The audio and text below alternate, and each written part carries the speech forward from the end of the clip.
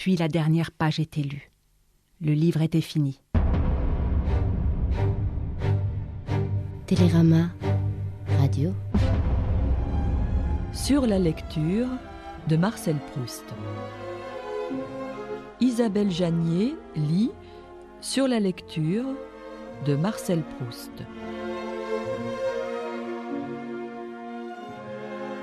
Épisode 6. Puis la dernière page était lue. Le livre était fini.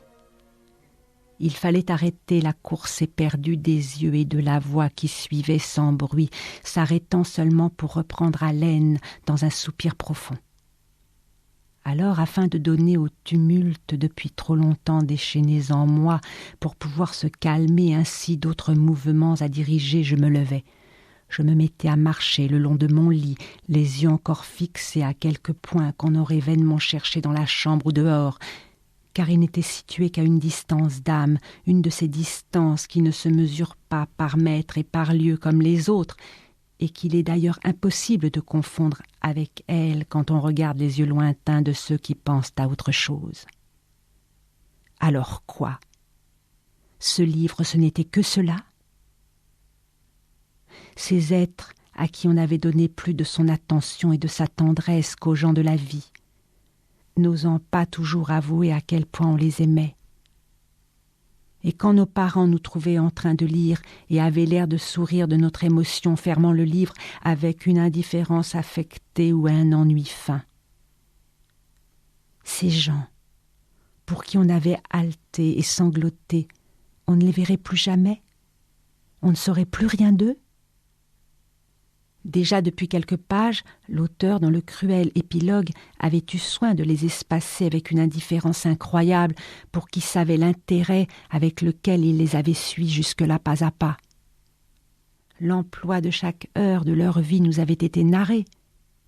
Puis subitement, 20 ans après ces événements, on pouvait rencontrer dans les rues de Fougères un vieillard encore droit, etc. Et le mariage, dont 2 volumes avaient été employés à nous faire entrevoir la possibilité délicieuse, nous effrayant puis nous réjouissant de chaque obstacle dressé puis aplani. C'est par une phrase incidente d'un personnage secondaire que nous apprenions qu'il avait été célébré. Nous ne savions pas au juste quand, dans cet étonnant épilogue écrit, semblait-il, du haut du ciel, par une personne indifférente à nos passions d'un jour qui s'était substituée à l'auteur. On aurait tant voulu que le livre continuât. Et si c'était impossible, avoir d'autres renseignements sur tous ces personnages, apprendre maintenant quelque chose de leur vie, employer la nôtre à des choses qui ne fussent pas tout à fait étrangères à l'amour qu'ils nous avaient inspiré et dont l'objet nous faisait tout à coup défaut. Ne pas avoir aimé en vain pour 1 heure des êtres qui demain ne seraient plus qu'un nom sur une page oubliée, dans un livre sans rapport avec la vie, et sur la valeur duquel nous nous étions bien mépris, puisque son lot ici-bas, nous le comprenions maintenant, et nos parents nous l'apprenaient au besoin d'une phrase dédaigneuse, n'était nullement, comme nous l'avions cru, de contenir l'univers et la destinée, mais d'occuper une place fort étroite dans la bibliothèque du notaire, entre les fastes sans prestige du journal de mode illustré et de la géographie d'Eure-et-Loir.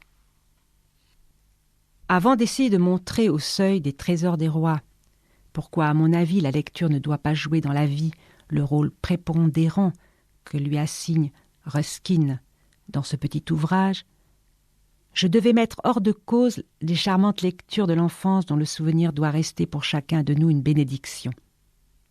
Sans doute, je n'ai que trop prouvé par la longueur et le caractère du développement qui précède ce que j'avais d'abord avancé d'elle. Que ce qu'elle laisse surtout en nous, c'est l'image des lieux et des jours où nous les avons faites. Je n'ai pas échappé à leur sortilège. Voulant parler d'elle, j'ai parlé de toute autre chose que des livres parce que ce n'est pas d'eux qu'elles m'ont parlé, mais peut-être le souvenir qu'elles m'ont, l'un après l'autre, rendu en auront-ils eux-mêmes éveillé chez le lecteur et l'auront-ils peu à peu amené, tout en s'attardant dans ces chemins fleuris et détournés, à recréer dans son esprit l'acte psychologique original appelé lecture, avec assez de force pour pouvoir suivre maintenant, comme au-dedans de lui-même, les quelques réflexions qu'il me reste à présenter. C'était Sur la lecture de Marcel Proust. Télérama Radio.